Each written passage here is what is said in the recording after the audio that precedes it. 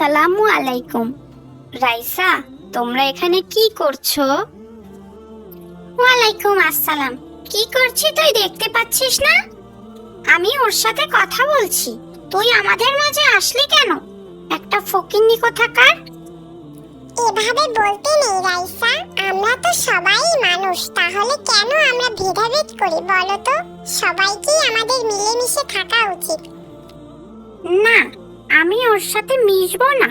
ওর বাবা একটা গরিব, আমার বাবা কত ধনী লোক। এক নামে সবাই তাকে ধনী ব্যক্তি নামে চেনে, আর ও একটা ফকিন্নি। ওর সাথে আমি মিশবো না। তুমি মিশলে মিশো।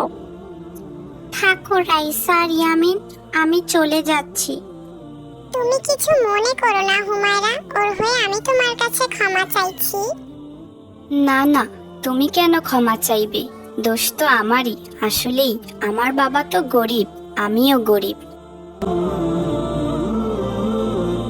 যে যেই পথেই রিজিকের সন্ধান করো না কেন, সবসময় যেন তা সৎ পথে হয়।